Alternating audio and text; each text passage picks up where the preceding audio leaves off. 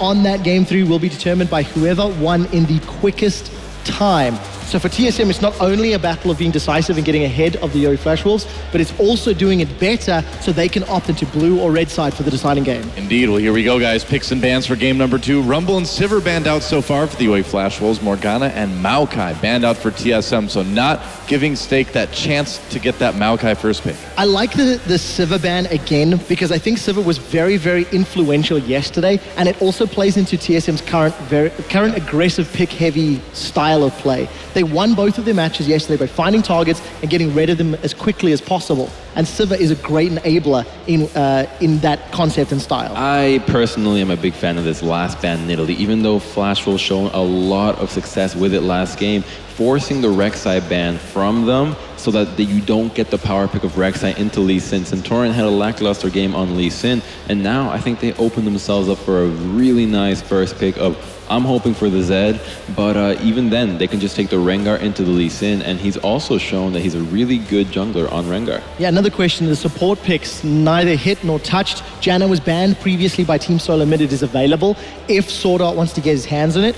More importantly, if it's not taken, Lustboy may be able to get that in his hands. And again, super comfort pick, something he's got a wealth of experience on.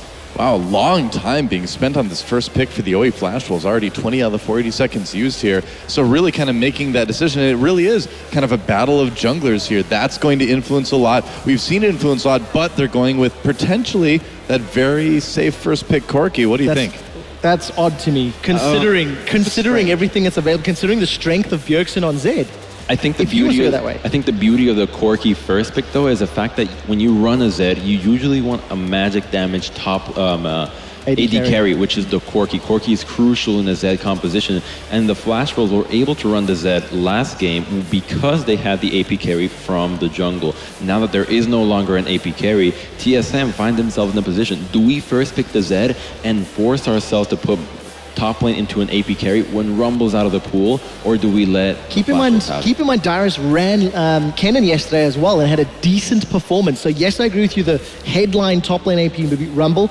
Maybe Dyrus has been practicing Lissandra, probably not likely, but you know, he did run Kennen, so it is something to keep in mind within the scope of the World Championship. And TSM busy deciding what they want to go for, but I think the Zed is the smart pick. Maple ran it yesterday, Bjergsen ran it yesterday, and considering that TSM just lost to it, I like the pick. Yep, absolutely. Zed and Lee Sin locked up for TSM's first rotation of picks. Now, back over to the OE Flash Wolves. From here, you know, what do you need to focus on? Do you go for the top lane right now? Do you just kind of like leave it for a bit? Do you go for a jungler even though it's already been picked on the other side? What's the priority? I think at this point you have to go for perhaps the Janna and the top lane. You don't need to show your solo lanes right from the get-go.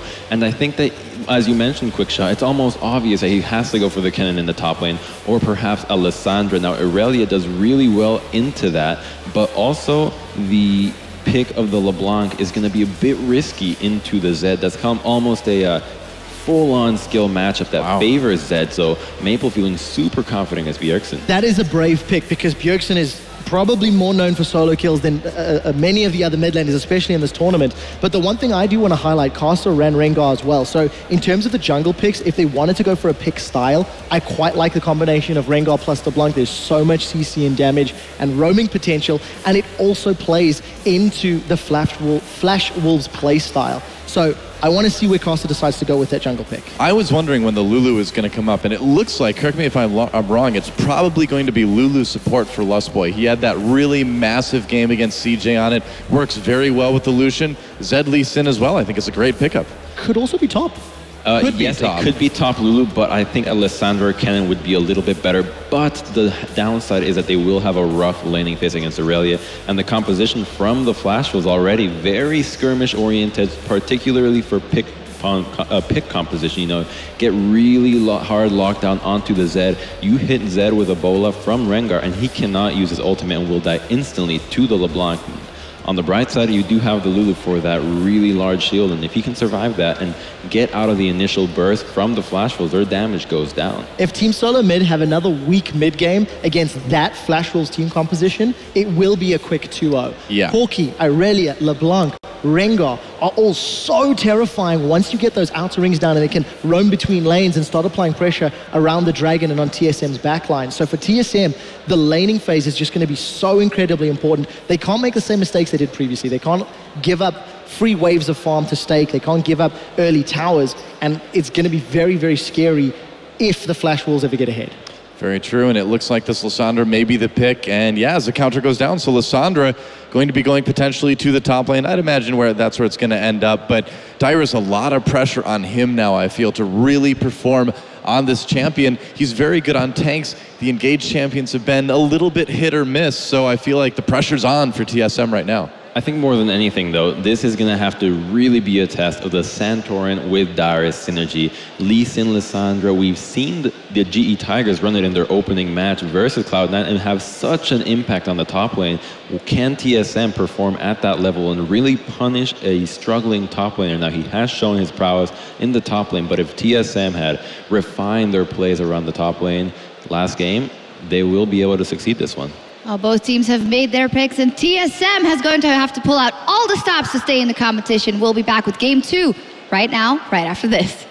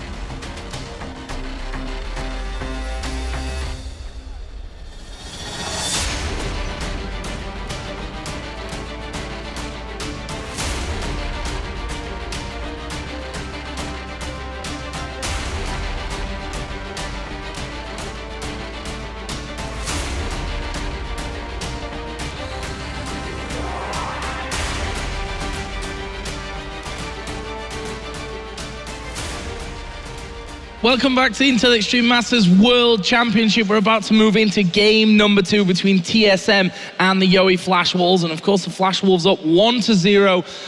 Deficio, I'm going to throw it straight to you. The floor is yours. Discuss LeBlanc versus Zed and why you don't think it's a great choice. So why I don't like LeBlanc into Zed is because your build path has now basically been decided for you before you even start the game. You need to get an Hourglass, obviously, early on against Zed, and that hurts your mid-game potential, where normally you see Morel, Normicon, you see the likes of a Death Cap coming in fairly early on, so there's no cooldown reduction for you on your first item. It's also a lot more expensive. You got to go Arm Guards first, and obviously you want to get it early, and that means for Santorin in this matchup with Bjergsen, obviously, he can gank this mid lane, force the LeBlanc back early, delay even that Arm Guard for her, while obviously Karsa and Rengar won't really have any impact. So we can see early on Santorin around the mid lane, and then once you get level 6 on Lissandra, he switches to the top lane, and that's pretty easy for him to find lanes to gank, honestly.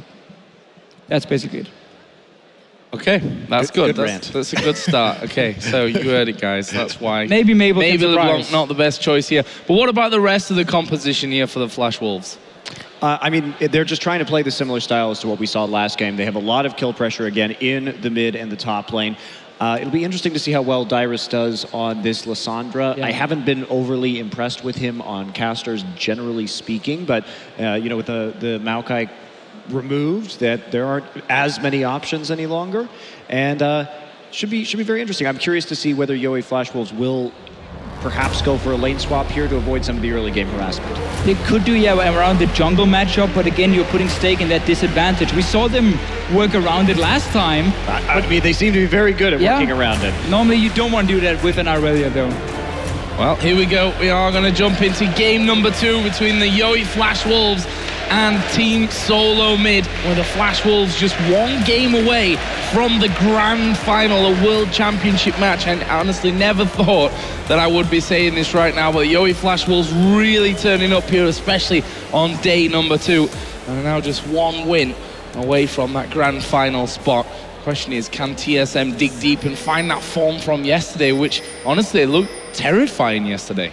They did fantastic games yesterday. Great decision making as a team against CG Enders, when to push and when obviously to avoid the fights. My eyes really here for Team Solomid is on Santorin, because he didn't do anything in the last game on Lee Sin. Now he has such an easy matchup for him pre-level 6, where he's the guy who's supposed to make the big plays against the Rengar, and he has 2 good solo laners where he can gank for them. Obviously Lissandra, fantastic at setting up ganks. Once the level 6 first, really to have that crazy amount of CC, but Bjergsen in that mid lane on a Zed, if you get him rolling, if you give him a lead, he can take over the games. We've seen it time and time again, and that's why teams normally always ban Zed. Yeah, we were talking about maybe Zed even be a first pick in this game, but they did decide to take away the Corki. Has been a priority pick in this tournament, and it does complement their damage quite well. Yowie Flash Wolves going with a very balanced compositions. In contrast to last game, where they were pretty AD heavy, they were saved in the end by the fact that Karsa did have such a huge Nidalee going. Yeah, his spears were stinging somewhat by the end of it when they actually connected. This time around, though, of course, Maple playing that LeBlanc. Interested to see what he can do up against one of the West's best when it comes to Zed play, that's for sure, in the form of Bjergsen. Looks like we're going to get into a pretty standard start here. Karsa will be helped out by Stake. However, that lane swap is going to come around Deficio. We see Lustboy and Wildturtle pushing up to the top lane. Yeah, Team Solomid starting the swap again against Stake here on Irelia. Didn't get the freeze early on. They were sitting on a camp for them. I think they got just a small crook there. I think they were anticipating the lane swap coming in, because this situation, just based on what we saw last game, Stake was able to do a lot with just a little. He was able to farm over at the tier 2. And in this situation as well, you have that preferable matchup, the Lucian into the Corki, where you can harass pre-6. So this is going to let NL kind of have a little bit of breathing room. Yeah, so the wave is pushing down for Team Solomid on this top side here against Stake. He's only level 1, he's not been doing double jungle, no camp obviously for him either.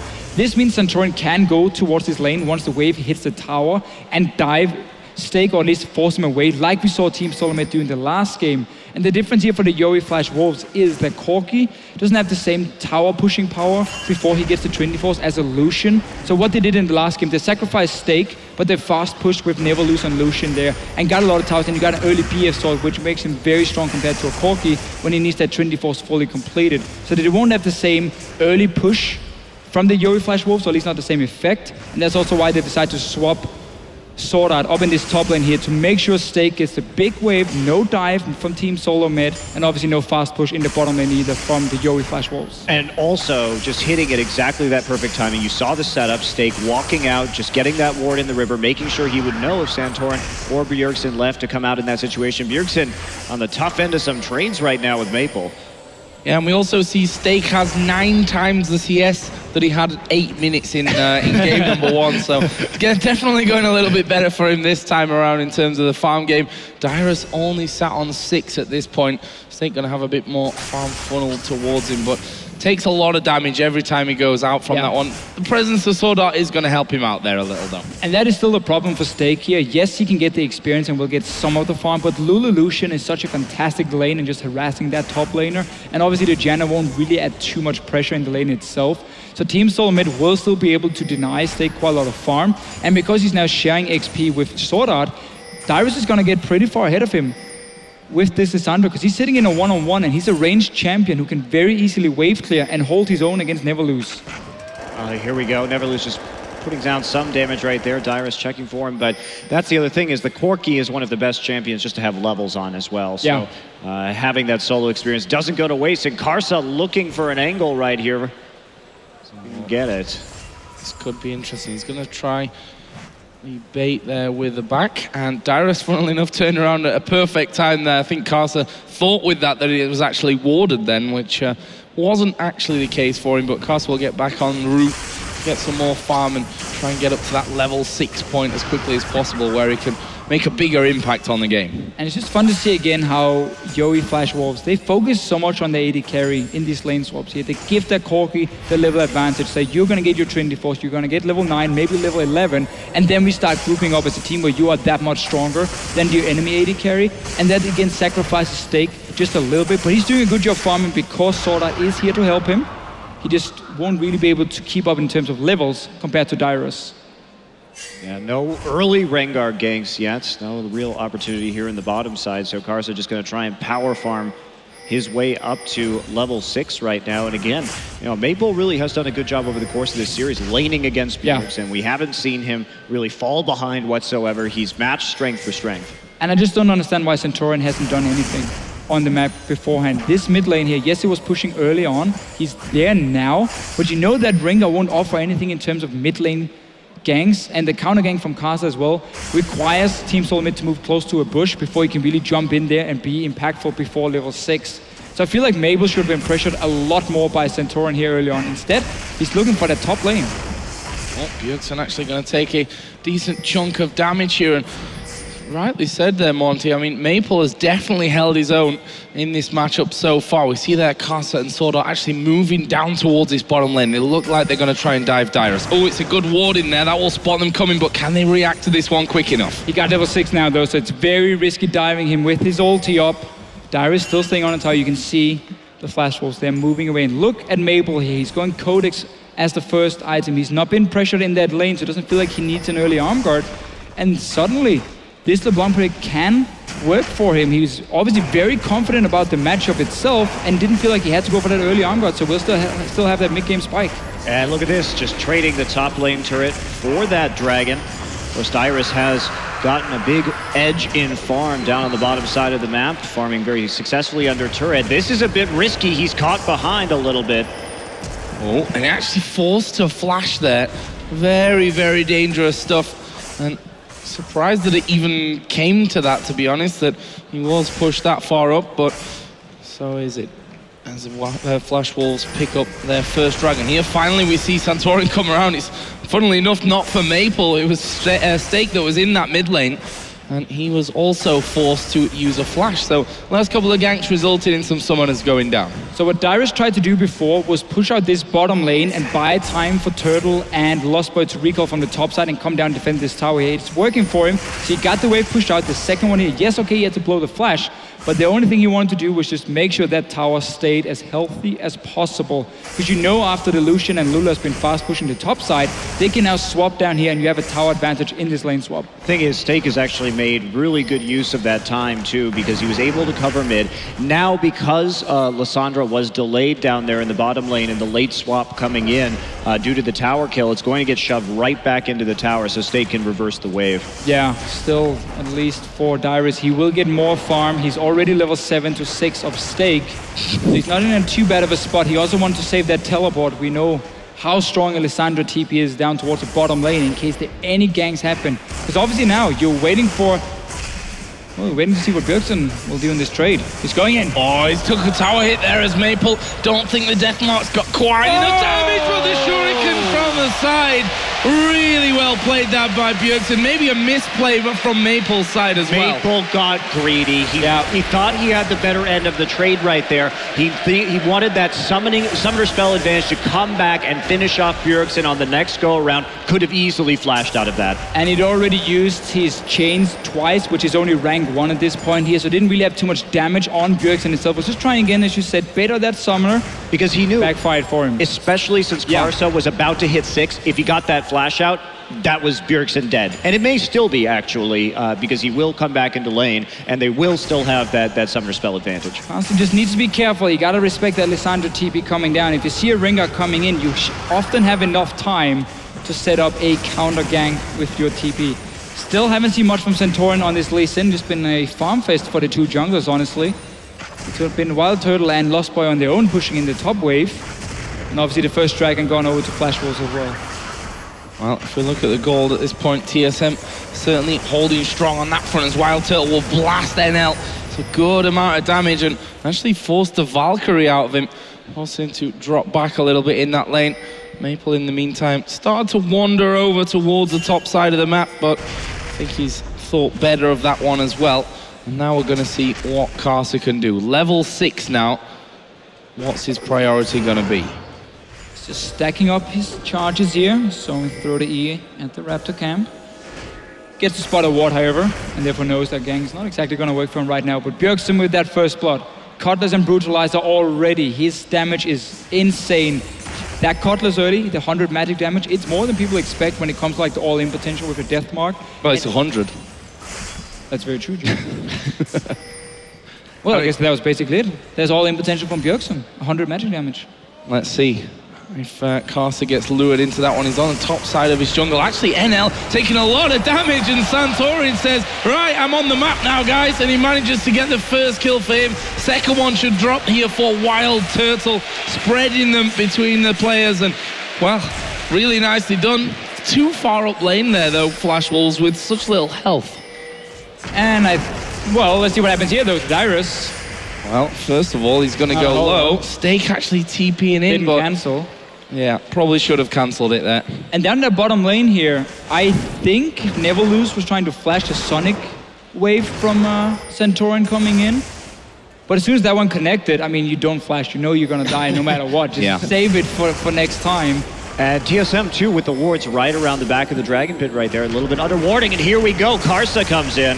Yeah, Bjergsen's reactions, though, far too quick for him there. Dyrus actually did just come down from this, but again, not exactly making a big impact, but it's at least enough to force those two players from the Wolves away. Yeah, we talked about the Lissandra TP coming in as a counter gank to the Rengar. I think Bjergsen was fine on his own, however. Karsa has to back away, so it will be quite a while before the ulti is ready for him again. And that opens up now for Team Solomid to get some deep wards in the jungle, because you know the Rengar won't be able to duel you. You have the Lee Sin, and of course the Zed has been so strong, and your Lissandra down here. So I like this move. Get these deep wards in so you can spot the Rengar next time he's trying to set up a gank. Yeah, Dyrus trying to make a play on the map right now while he's waiting for the wave to push forward, and NL maybe getting caught out. No flash. Yeah, he's probably going to go down in this one, isn't he? I mean, half HP, the Monsoon keeping him alive. They're turning it around with Karsa. Now they've got Wildturtle coming in. He will flash to the back. They pick up that kill, but it looks like Wildturtle could be in trouble as Maple misses pretty much everything when he comes around the corner. Karsa going low. Maple has got no mana at this point. Or is he going to be able to finish him? A wild growth from Lustboy, who's now tanking up the turret. He has to flash away, and Maple still not got the mana to do anything. Wildturtle turns around and gets himself a killing spree. And the Flash Wolves so close to getting kills there, but somehow so far, and he gets turned around on them. Well, I mean, they really paid for it right there with the lack of flash and the lack of TP on stake that they kind of threw away earlier in this match. They could have had a very good advantage, but instead also a little bit of mix-up in the target selection over the course of that fight. And we did see Maple kind of W back. There was not good communication between him and SwordArt right there, that Maple wasn't continuing forward because SwordArt should have fallen back at the same time. That was also some great kiting though by Team Solomid. Wildturtle and Lustboy running through the tower, flashing out, and then in the very end, getting another kill onto the Janna from Team Solomid. Should be a dragon as well. Let's see here. Karsa is coming. He's no ulti, just in for a few more seconds, but Maple is very far away. Team Solomid setting up for this one. Yeah, they have the top lane pushed and the mid lane pushed as well, so Bjergsen getting a bunch of auto attacks down onto that tower. Santorin with some deeper wards behind the pit right now, and TSM setting up that vision control quite well. It looks like they want to go for the mid lane turret first if possible, thereby giving them even more pressure to exert on this dragon wave, also pushing back towards the top lane tower of the Yowie Flash Wolves. Last second annoying Janna shield, and actually a bit of a dive in there from Maple as well. We brought Dyrus to half HP, but they lose that middle turret, and now TSM starting to collapse down towards the dragon. And look at that, they've got vision of Karsa. That makes the dragon even easier. Yeah, this great control by Team Solomid here, setting up the waves first. It was Bjergsen who pushed that top lane all the way in before he roamed to the mid lane, got the tower for himself. And obviously he's not really afraid of anyone at this point. Arm guard is completed for Maple now. We'll get Morello and Normicon before an Hourglass is completed. Already died once though in this lane, where he got a little bit greedy and Bjergsen punished him. Yeah, we're not seeing the same level of skirmish player map control from Yowie this time. They have slipped up a bit in their warding, falling behind especially on that latest dragon attempt. And they're not taking anything either. Yeah, wow, that is an early Sork shoes as well onto NL, getting it before he actually finishes his Trinity Force, something we almost never see. I don't think that's very smart. You really need to get that Trinity Force as early as possible. Well, that will delay him for just a little while. Let's see, blue buff going to be given to Bjergsen. He comes trotting around that corner, and actually a ping onto the bottom turret here as NL and SwordArt are going to be pushing that wave out, but Bjergsen should be able to just clear that one straight away. And he shouldn't get too much damage down onto this tower. And Bjergsen, with that Blade of the Ruin King Brutalizer done, you know, NL probably still needs to be a little careful there. Yeah, but they're trying to bait Bjergsen here to go for an all-in. You can see Karsa is sitting in the bush down in this bottom lane. Maybe we're even moving. He was spotted by a ward, and that's also why Team Solomid knows that, okay, it might be a trap here. Santorin joining a lot of people suddenly in this bottom lane. You want to defend that last outer, and you want to see if you now can reverse the roles, and you're the one baiting the Yori Flash Wolves into a bad fight. Also, the Flash Wolves, who did such a good job of pinking up their own jungle defensively during that last game. We just don't see very many pink wards, only a single one on the map and on the wrong side at this point. They need that safety to be able to push out and see if they can regain a little bit of control in this game if they still want to win. They are fighting from a very large deficit. Yeah, and just a lot harder in this game for them to do it when Zed is in the middle and he gets an early kill. When you're against the Lee Sin as well, there's the 2-on-2 skirmish from Team Solomid is just fantastic. Lulu as well, if you have even Lustboy joining in like he normally does when it comes to these deep wards. It makes it so much easier for Team Solomid to walk into the jungle of Yori Flash Wolves, place their own wards here, and not really be too afraid of any potential fight starting. You're not going to be too scared of Karsa jumping in at this point here. Bjergsen will be able to just ult him and kill him. That tower has been abandoned pretty much at now. I do see NL coming back towards it there, but I don't know. Those three champions that are pushing aren't exactly the ones you want to really stick around underneath your own tower to try and defend. SwordArt is coming down, and Karsa is going to come running through on this one as well. What can they do? There is the warning sign that Rengar is getting close. He's going to get in the brush as well. Bjergsen is going to try and turn things around. A Wild Growth comes in. Lustboy might pay the price though, but in the end they managed to get away from it. Did have to use a couple of ultis to get the job done though.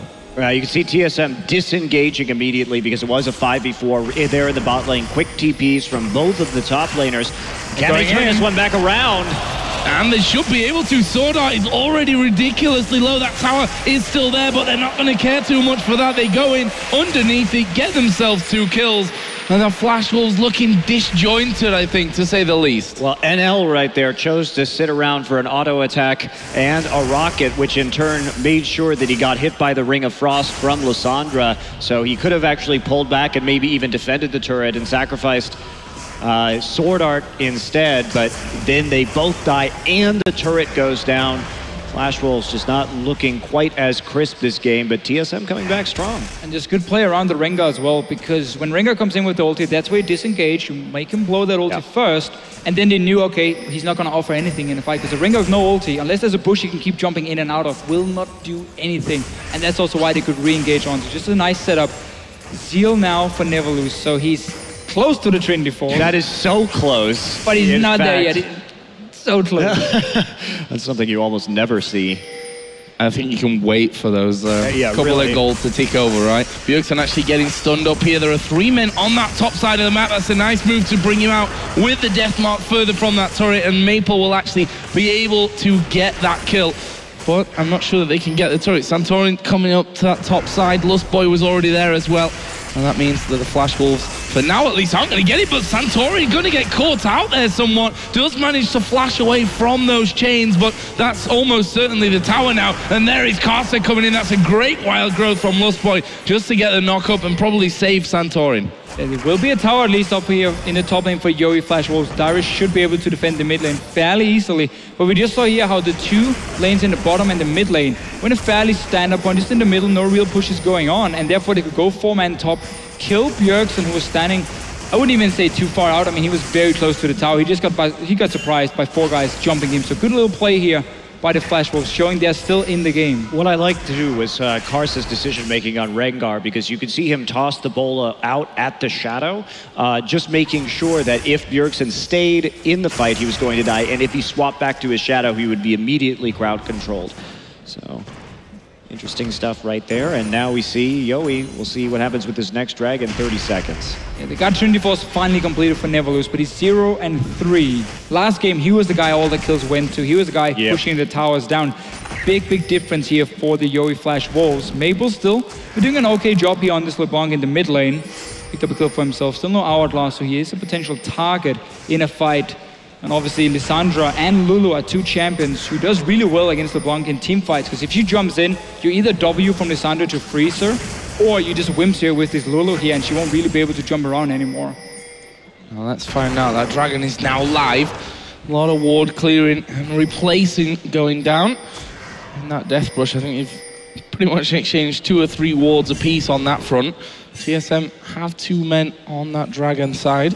Oh. Ward down, Maple just waiting to make that jump over and see if he can catch either of these out. Wild Growth is available for Lustboy though, and that should be enough there to keep him alive. If TSM want to set up a potential flank, they need to have a pink ward right up here around their own mid tower where we saw that 1 ward from Yowie Flash Wolves and where Maple was waiting. You got a pink ward on that side, so Dyrus has an opening to come over the wall here with his own claw.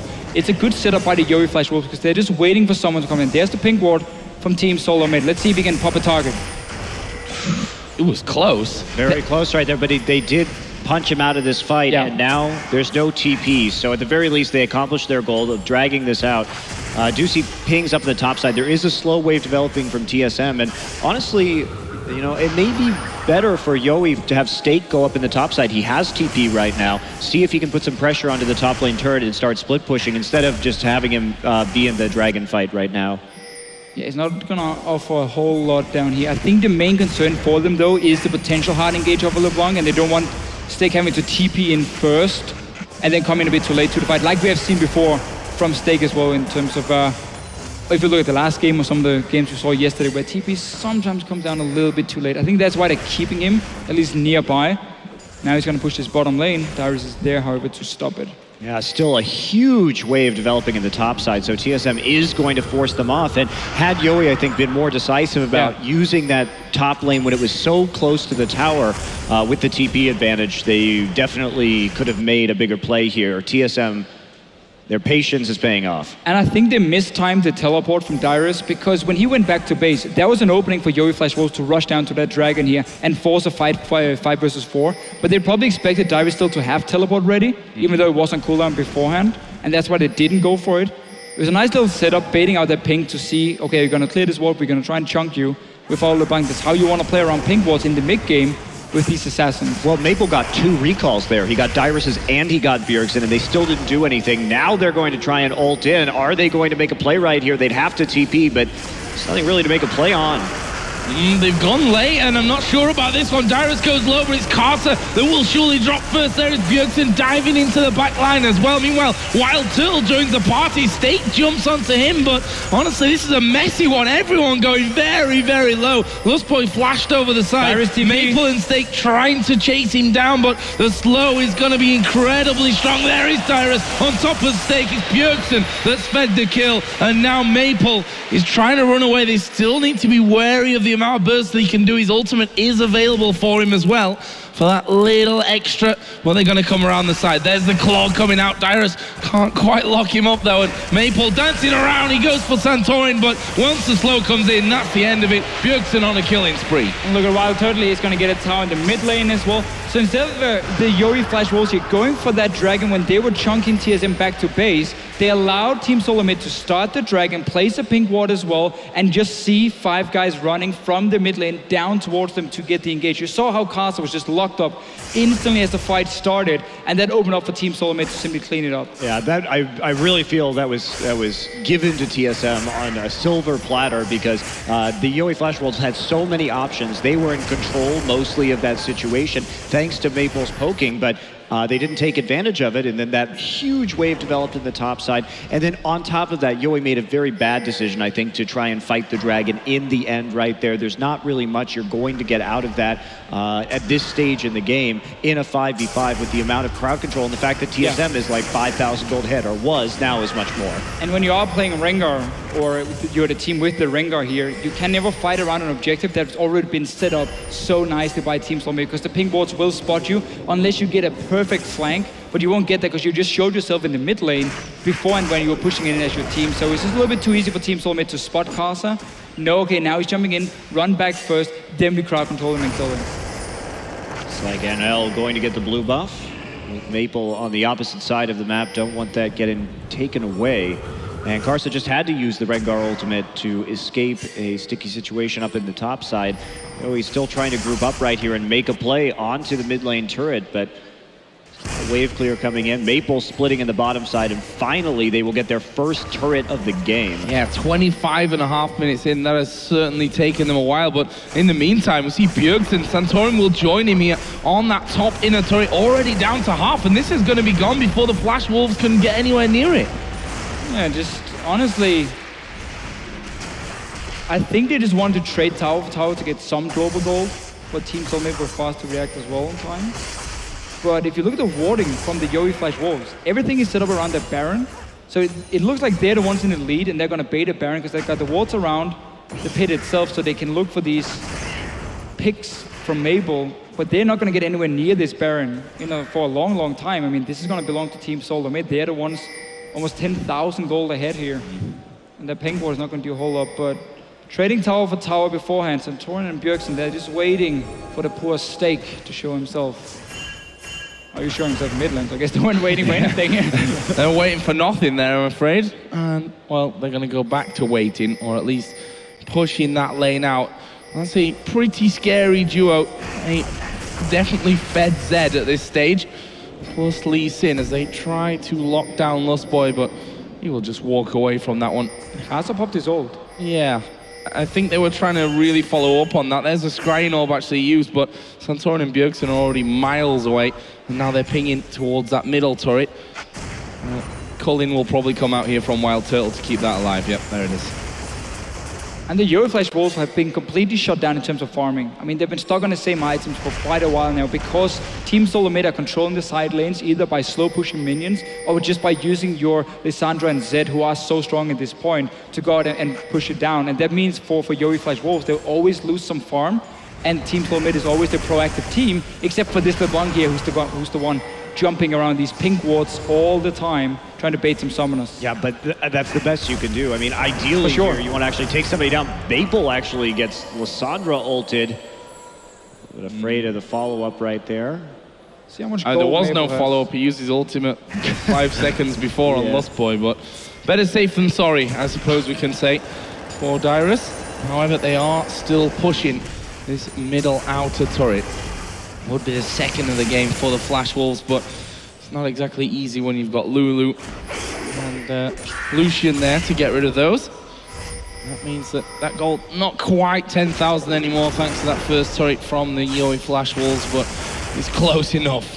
After 28 minutes, this one looking, I don't want to say in the bag for TSM because that's a great way to curse them, but very, very strong position, commanding position that they're in. It would be pretty shocking if they lost the game at this point. The thing is, when you have two compositions who are very similarly mirrored to each other, and this is all about creating picks, bursting down an enemy champion.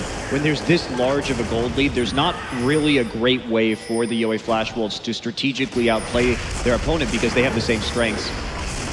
Yeah, it's just, I mean, they can't do enough damage at this stage, really.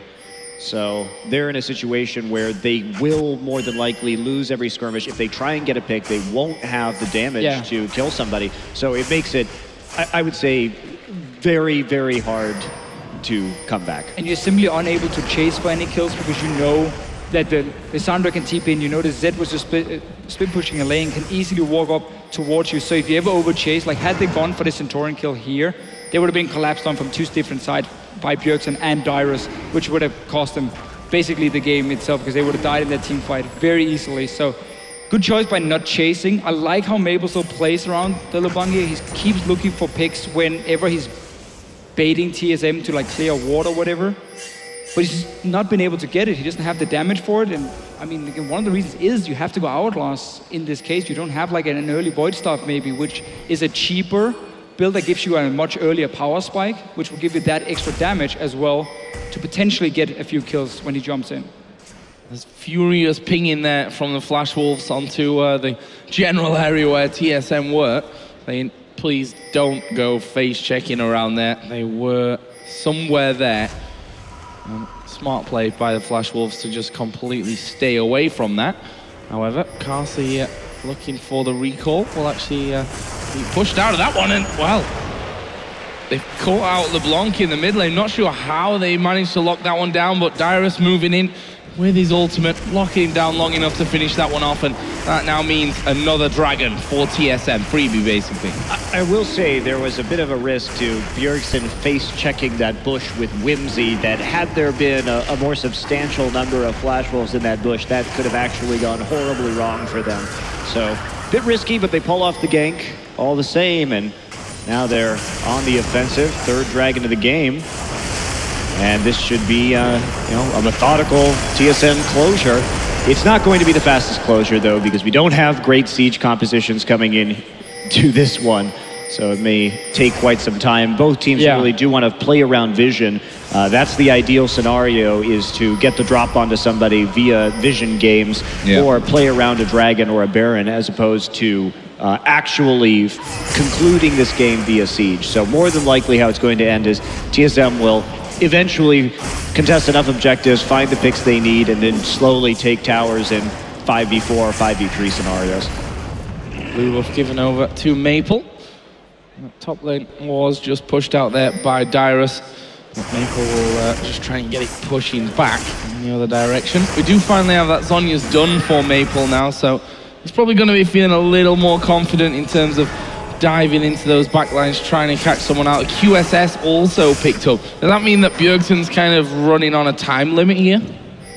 Well, it means at least you won't really be shutting him down anytime soon. Again, it's a very mid-game focused composition from the Yoi Flash Wolves with the Corki, with the Irelia, obviously. I would love to see them right now place a ward just outside the Baron pit as well, on one of the edges, which means if Team Solomid puts a pink at Baron itself, it won't clear the one just outside, but for now, let's see if Stake can stay alive.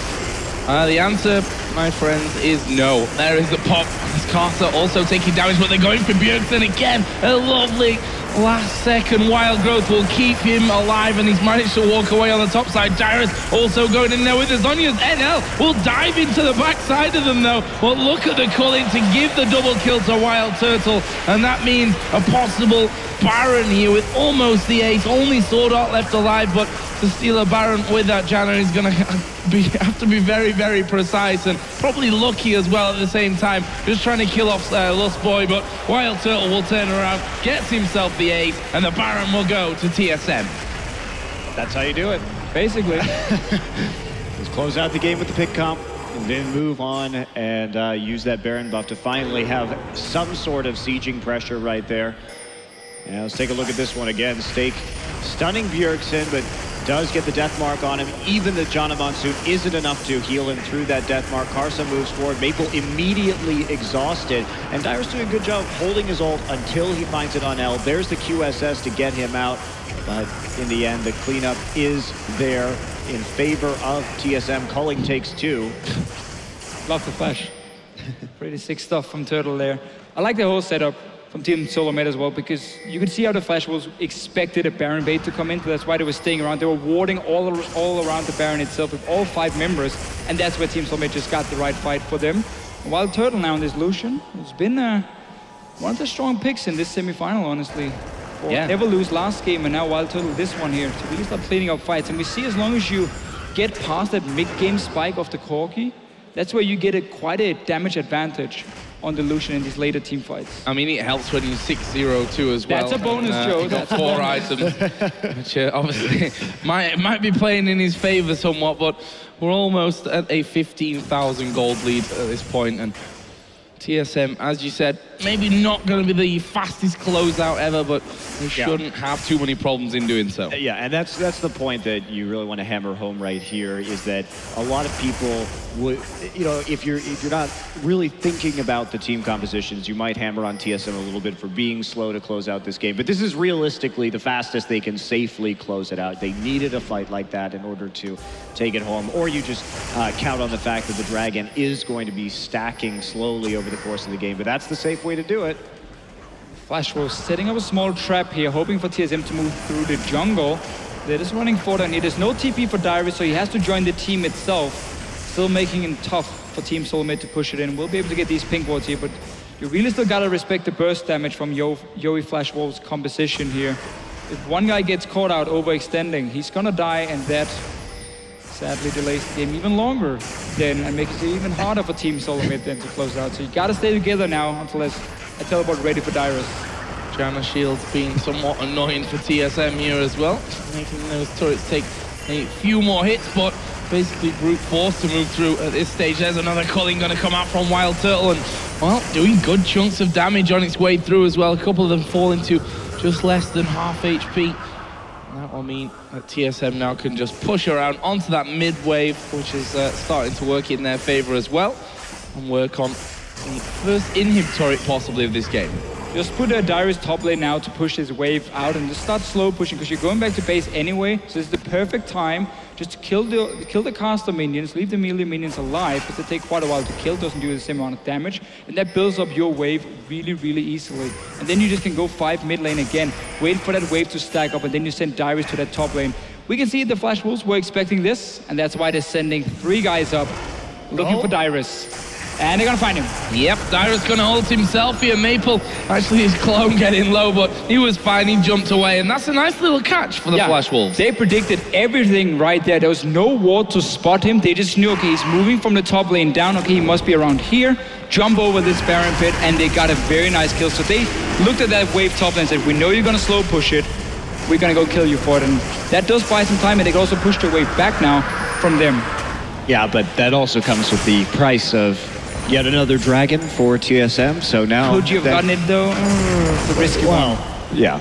That's the thing. If you walk out, if you walk out to that dragon anyway, you kind of just give Team Solomid the fight they want to get an ace and just walk down. So I guess tricky one.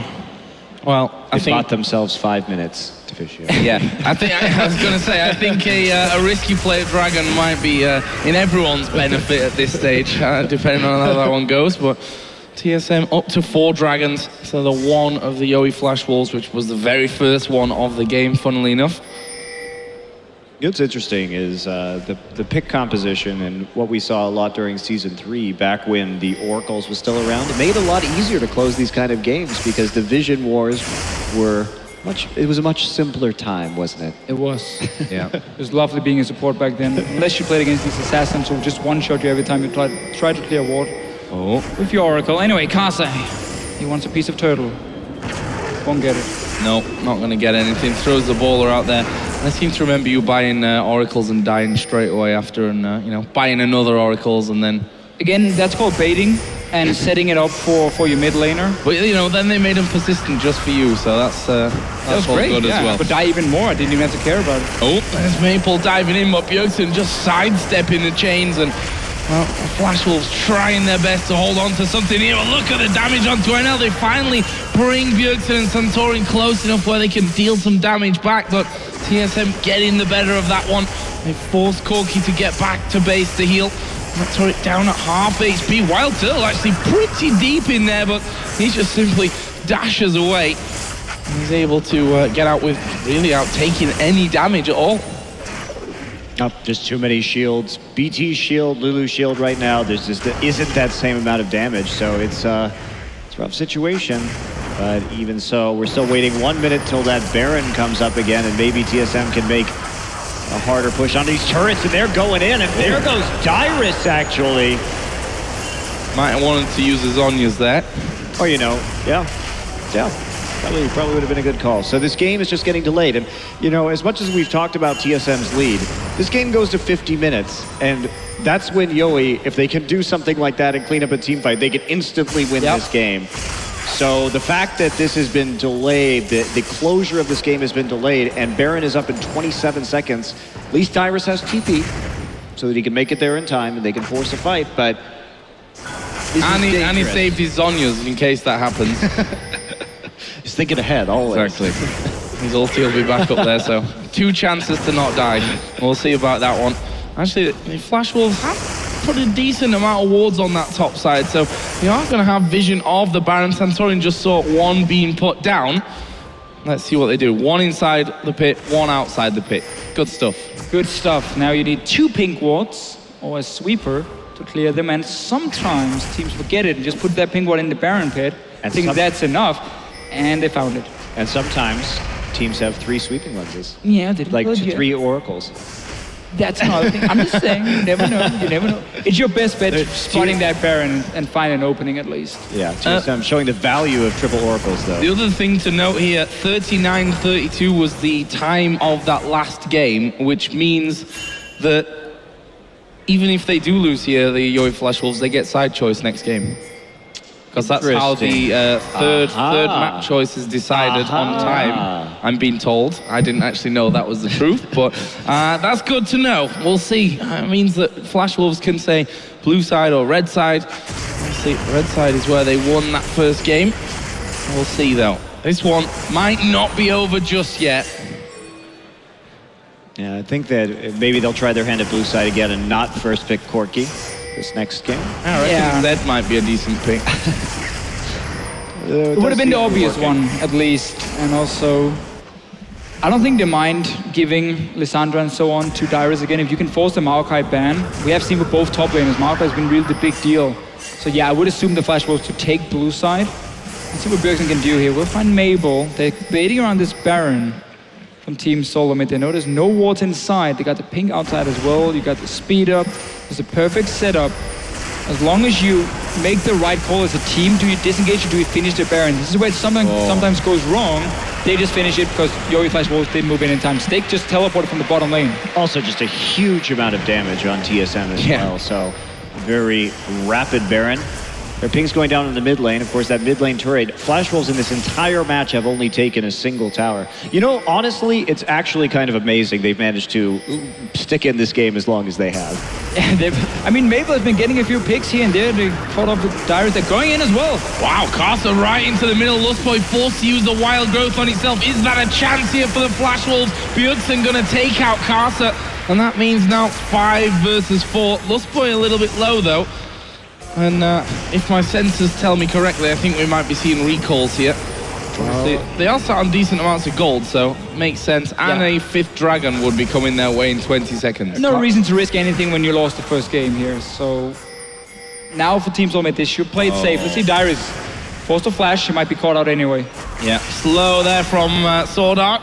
Will take the claw, but that's slowed for days. There is Maple. Saving his dragon for later. Oh, no, kind of. Okay, sorry, Team Solomid is already there.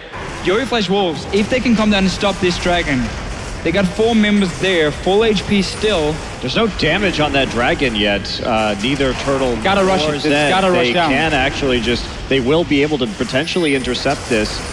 They have no smite though, so they won't be able to steal it. No, Team Solomid got it. 4 dragons for them. 5, sorry. 5 dragons for them. We've talked about it so many times. 1 dragon though for Yoi Flash Wolves, so they got that 6% AP and AD, which is important in the late game. Okay, all the buffs for TSM. Is this the moment of truth, Deficio? Can they now close this game? Well, they're gonna need it. Red buff's up, so yeah, they should probably get that first. And they're actually gonna lose the turret here. It's the second one only of the game for the Yoi Flash Wolves. But I'm not sure how hopeful I am of a comeback or what would have to be just a massive mistake at this stage from TSM. Well, you know, Cloud9's already set a precedent this tournament, so... That's true. I'm glad you were the ones to say that, not me. Yeah, as Europeans, we can't really say too much. Yeah, can't get drawn into that NA flame, man. Bjergsen there did get away, and he's actually pinging onto Maple in the middle lane. Not able to quite catch him, though. All right, so the top lane tower is really low. Let me just check here on my screen. It's currently sitting on 600 HP. That's a very, very easy push when you have the cannon as well. You got the Baron, you got the 5 dragons. Like, this is about as strong as you will ever get in this game. So that one should go down. Even a pink ward to spot Karsa if he engages. So TSM are now in the base. Inhibitor open as well. That's the first thing they need. Superman is coming down. Bot lane should be the next target. Well, SwordArt nearly died there. That might have just been the kill that they needed. Maple actually diving through, and that will surely be the kill they need. Wildturtle does go low, but he does have that bloodthirster to heal himself back up. Could be a little bit dangerous, though, for TSM.